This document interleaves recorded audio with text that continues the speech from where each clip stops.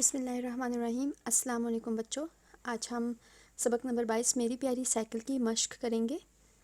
سوال نمبر 1 ہم note book پہ کریں گے۔ سوال نمبر 2 ہے سبق میری پیاری سائیکل کو پیش نظر رکھتے ہوئے درست جواب کی نشاندہی ٹھیک سے کریں۔ الف، مصنف کو کس کی یاد ستا رہی تھی؟ آپشن گھر کی، سائیکل کی، دوستوں کی، والدین کی۔ جواب ہے سائیکل کی۔ مصنف کو سائیکل کی یاد ستا رہی تھی۔ بے، والد صاحب نے سائیکل کی حالت بہتر بنانے کے لیے کیا کیا؟ آپشن رنگ و روغن کرایا، نئے ٹائر ڈلوائے، اوور ہالنگ کرائی، نئی گدی اور بریکیں لگوائیں۔ جواب ہے اوور ہالنگ کرائی۔ والد صاحب نے سائیکل کی حالت بہتر بنانے کے لیے اوور ہالنگ کرائی۔ جیم، پہلی مرتبہ سائیکل دیکھ کر مصنف کی کیا کیفیت ہوئی؟ آپشن خوشی سے کہے لگائے، دل ہی دل میں خوش ہوا، پریشان ہو گیا، آنکھوں میں آنسو آ گئے۔ جواب ہے آنکھوں میں آنسو آ گئے۔ پہلی مرتبہ سائیکل دیکھ کر مصنف کی آنکھوں میں آنسو آ گئے۔ وقت کے ساتھ ساتھ سائیکل کی کیا حالت ہو گئی؟ آپشن خوب رواں ہو گئی، چند سریے رہ گئے، رنگ و روغن کر دیا گیا، یا ناکارہ ہو گئی۔ تو جواب ہے چند سریے رہ گئے۔ وقت کے ساتھ ساتھ سائیکل کے چند سریے رہ گئے۔ ہے، دادا جی نے کیا دلانے کا ذمہ لیا؟ آپشن جائز مقام، حق، رقم، دوا۔ جواب ہے حق۔ دادا جی نے حق دلانے کا ذمہ لیا۔ سوال نمبر 3، 4، 5 ہم نوٹ بک پہ کریں گے اور 6 بھی، اور اس کہانی کا خلاصہ اپنے الفاظ میں لکھیں۔ یہ سوال نمبر 7 ہم آپ خود بھی کر سکتے ہیں۔ تو آئیے اب ہم نوٹ بک ورک کرتے ہیں۔ میری پیاری سائیکل، اس کی میں نے مشکل الفاظ کے معنی سے میں نے شروع کر رہی ہوں۔ املا میں نے نہیں کروائی، آپ کو جو بھی مشکل الفاظ لگتے ہیں آپ خود سے ان کو انڈر لائن کیجیے اور انہیں اپنی نوٹ بک پہ لکھیے۔ مشکل الفاظ کے معنی میں نے مخصوص نہیں کروائے، بلکہ اس کہانی میں جتنے بھی ترتیب وار جتنے بھی الفاظ تھے وہ میں نے ان کو لکھا ہے اور ان کی سب کی میں نے معنی لکھے ہیں۔ الفاظ پہلے بولوں گی پھر میں معنی بولوں گی۔ معمولی، کم قیمت، حقیر۔ کارآمد یعنی مفید، فائدہ مند، کام آنے والا۔ واقعی، حقیقت میں۔ اشیاء یعنی چیزیں۔ قدر یعنی احترام، اہمیت، حیثیت۔ داغ مفارقت یعنی چھوڑنے کا غم، جدائی کا غم۔ سوئم یعنی تیسرا، کسی کے مرنے پر تیسرے دن کا سوگ یا غم۔ چہلم 40واں، کسی کی رحلت کے بعد 40ویں روز فاتحہ کی رسم، یعنی مرنے کے بعد۔ ستا رہی ہے، تنگ کر رہی ہے۔ بیش قیمت، بہت مہنگی۔ ورثہ یعنی میراث، ترکہ۔ فخر، ناز، گھمنڈ، غرور۔ کیا مطلب ہے فخر کا؟ ناز، گھمنڈ، غرور۔ اہل وطن یعنی ملک کے لوگ۔ اولین یعنی سب سے پہلی۔ ماجرا یعنی قصہ، کہانی، معاملہ۔ دلچسپ یعنی مزیدار۔ یکتا، اکیلا، تنہا۔ لاسانی یعنی بے نظیر، جس کی کوئی مثال نہ ہو، بے مثل۔ لچھن یعنی کرتوت، کردار، عادت، چال ڈھال، طور طریق۔ ایک آنکھ نہ بھانا، بالکل پسند نہ ہونا۔ وتیرہ یعنی روش، شیوا، عادت، انداز، طریقہ۔ نہ وتیرہ بدلا یعنی عادتیں نہ بدلیں۔ حربہ، ہتھیار۔ اثر انداز، کسی کی باتوں میں آ جانا۔ نہ سمجھی یعنی کم عقلی، کم فہمی، بے وقوفی۔ کم سینی یعنی چھوٹی عمر۔ دلاسا یعنی تسلی۔ چکما یعنی دھوکہ، فریب۔ روڈ ماسٹری یعنی سڑک گاہنا، سڑک پر گھومنا پھرنا۔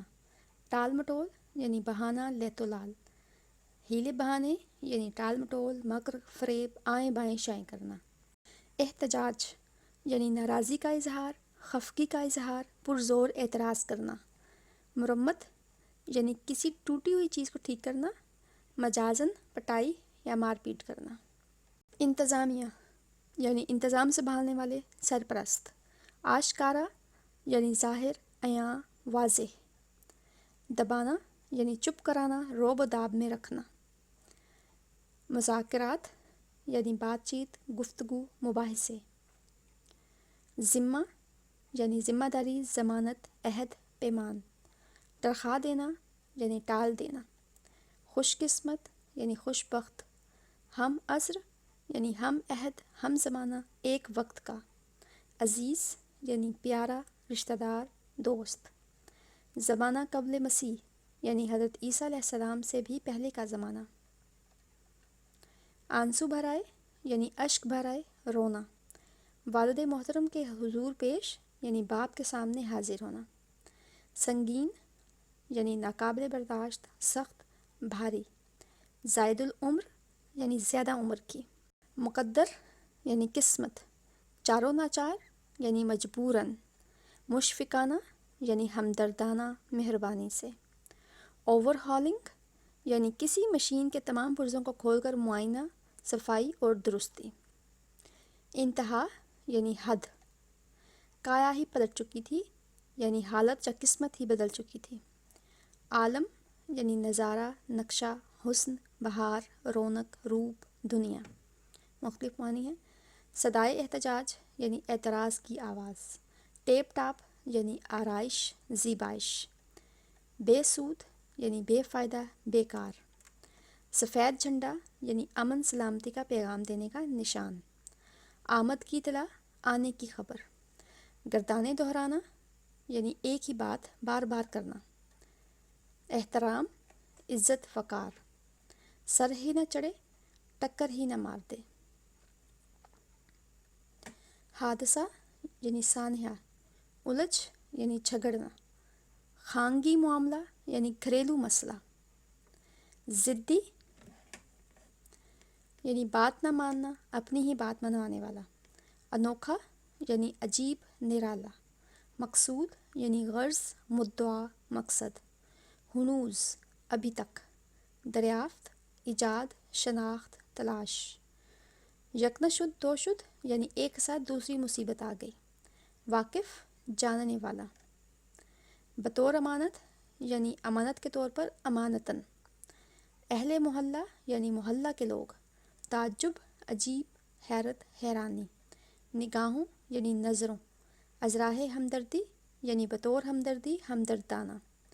کسر یعنی کمی۔ بلا ناغہ یعنی ہر روز، روزانہ۔ دل جلے یعنی حسد کرنے والے حاسد۔ سرگوشیاں یعنی آہستہ آواز میں بولنا۔ ازراہ مذاق، مذاق کے طور پر۔ امرت دھارا یعنی ایسی دوا جس میں ہر بیماری کا علاج ہو۔ بسط خوشی، عنایت، بہت زیادہ خوشی سے کسی کو کچھ دے دینا۔ قصیدہ گوئی، تعریف، تعریفی کلمات۔ دو گام یعنی دو قدم۔ صدا یعنی آواز۔ تھم یعنی رخ۔ اے رہرو، اے مسافر، اے راہی۔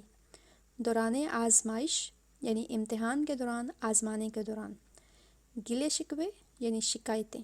دردناک صدائیں یعنی درد بھری آوازیں، آہو بکا۔ واسق، پختہ، پکا۔ بلا قیمت، بغیر قیمت کے۔ سر منڈھنے یعنی سونپ دینے، دے دینا۔ حسینہ عالم، دنیا کی انتہا درجے کی خوبصورتی۔ یہ ہمارے الفاظ معنی ہو گئے ہیں۔ پورے سبق میں سے جتنے بھی مشکل الفاظ تھے وہ میں نے یہاں لکھے ہیں۔ اب مشق کرتے ہیں، سوالات کے مختصر جواب دیں۔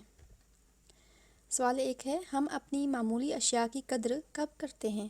جواب، ہم اپنی معمولی اشیاء کی قدر اس وقت کرتے ہیں جب وہ داغ مفارقت دے جاتی ہیں، یعنی وہ چھوڑ جاتی ہیں، جب وہ ہم سے جدا ہو جاتی ہیں۔ مصنف کو کس شرط پر سائیکل دلانے کا وعدہ کیا گیا؟ جواب، مصنف کو جماعت میں اول آنے کی شرط پر سائیکل دلانے کا وعدہ کیا گیا تھا۔ سوال 3، دادا جی نے کیسی سائیکل لے کر دی؟ جواب، دادا جی نے زمانہ قبل مسیح کی سائیکل لے کر دی، یعنی بہت پرانی سائیکل لے کر دی۔ سوال نمبر 4، سائیکل کو بریک کس طرح لگائی جاتی تھی؟ جواب، سائیکل کو بریک لگانے کا انوکھا ہی طریقہ تھا۔ پچھلی بریک غائب تھی اور اگلی بریک لگانے کے لیے اسے ہینڈل سے بھی اوپر لے جانا پڑتا تھا۔ ہنگامی بریک لگانے کے لیے پاؤں تاروں میں دینا پڑتا تھا۔ سوال نمبر 5 ہے، سائیکل کے بارے میں ساتھی کیا سرگوشیاں کرتے تھے؟ جواب، سائیکل کے بارے میں ساتھی اس قسم کی سرگوشیاں کرتے تھے کہ طاہر نے اس کا لون لے لیا ہے، اس کا قرضہ لے لیا ہے یعنی کہ۔ سوال نمبر 6 ہے، مصنف نے سائیکل سے جان چھڑانے کا کیا حربہ استعمال کیا اور اس کا کیا نتیجہ نکلا؟ جواب، مصنف نے سائیکل سے جان چھڑانے کے لیے اسے بغیر تالے کے گھر سے باہر چھوڑا، جس کا نتیجہ یہ نکلا کہ کوئی بھی سائیکل کو لے کر نہیں گیا۔ اچھا، اب آگے سوال ہے، درج ذیل الفاظ کے متضاد لکھیں۔ عزیز، اولین، آشکارا، بے سود، ان کے ہم نے متضاد لکھنے ہیں، یعنی کہ الٹ لکھنے ہیں، یعنی اپوزٹ لکھنے ہیں۔ عزیز یعنی اس کا اپوزٹ ہے اجنبی، غیر۔ عزیز کا متضاد کیا ہے؟ اجنبی، غیر۔ اولین، آخرین۔ آشکارا، پوشیدہ۔ بے سود، سود مند۔ بے سود، بے فائدہ، سود مند، فائدہ مند۔ اگلا سوال ہے، درج ذیل محاورات و مرکبات کی وضاحت کریں۔ کایا پلٹنا، داغ مفارقت دینا، حقیقت آشکارا ہونا، دوران آزمائش، امید واسق۔ تو ان کو ہم محاورات و مرکبات کی ہم وضاحت کرتے ہیں۔ اس طرف محاورات و مرکبات لکھے گئے ہیں، ان کے آگے معانی ہیں، پھر انہی محاورات کے آگے جملے ہیں۔ پہلا محاورہ ہے کایا پلٹنا، اس کا مطلب ہے حالت بدلنا۔ اس کا جملہ ہے، موٹر سائیکل کی اوور ہالنگ کے بعد اس کی کایا ہی پلٹ گئی۔ داغ مفارقت دینا یعنی جدا ہو جانا، ساتھ کا گدھا اسے داغ مفارقت دے گیا۔ حقیقت آشکارا ہونا یعنی حقیقت واضح ہونا، جملہ ہے اس کا، منصوبے کی تمام حقیقت آشکارا ہو چکی تھی۔ دوران آزمائش یعنی آزمانے کے دوران، اس کا جملہ ہے، دوران آزمائش ہی گاڑی خراب ہو گئی۔ امید واسق یعنی پختہ امید، امید واسق ہے کہ امتحان میں کامیابی ہوگی۔ تو یہ ہمارے محاورات و مرکبات ہو گئے ہیں۔ آگے سوال ہے، درج ذیل الفاظ کو جملوں میں اس طرح استعمال کریں کہ ان کی تذکیر و تانیث واضح ہو جائے۔ کاغذ، حسن، آزمائش، امید، بھوک۔ تو ان کی تذکیر و تانیث ہم نے واضح کرنی ہے، تو الفاظ اس طرف لکھے ہیں، جملے آگے ہیں۔ جملہ ہم ایک بھی بنا سکتے ہیں، لیکن میں نے آپ کو سمجھانے کے لیے دو تین اس طرح میں نے کچھ جملے بنائے ہیں کچھ کے، تو کیونکہ بچے اکثر ایسے الفاظ کی تذکیر و تانیث کرتے ہوئے کافی مشکل پیش آتی ہے ان کو۔ تو کاغذ، مجھے ایک نیا کاغذ چاہیے، تو اس سے پتہ چل رہا ہے کہ جو کاغذ لفظ ہے وہ مذکر ہے۔ کیوں، کیسے پتہ چل رہا ہے؟ نیا کاغذ چاہیے، مجھے ایک نئی کاغذ چاہیے، یہ نہیں لکھا ہوا، مجھے ایک نیا کاغذ چاہیے۔ نیا لفظ سے پتہ چل رہا ہے کہ کاغذ جو ہے وہ مذکر ہے۔ آپ کو بچوں پتہ ہے جس لفظ کے آخر میں چھوٹی جی آتی ہے وہ مؤنث ہوتے ہیں، اور جس لفظ کے آخر میں الف آتا ہے وہ مذکر ہوتے ہیں۔ یہ تو ان الفاظ کا تو آپ کو پتہ ہوگا۔ اس لیے کاغذ، مجھے ایک نیا کاغذ چاہیے، تو یہ لفظ ہے کاغذ مذکر۔ اس کا ایک دوسری اگزامپل دیکھیں، دوسری مثال دیکھیں، اس کا کاغذ پرانا ہے۔ تو اس جملے میں کا اور پرانا سے واضح ہو رہا ہے کہ کاغذ مذکر ہے۔ اس کا کاغذ پرانا ہے، یعنی اس کی کاغذ پرانا ہے، تو یہ جملہ غلط بنتا۔ تو اس کا کاغذ پرانی ہے، یہ بھی ہوتا تو بھی غلط ہوتا ہے نا۔ تو اس لیے اس کا کاغذ پرانا ہے، کا اور پرانا سے پتہ چل رہا ہے کہ کاغذ مذکر ہے۔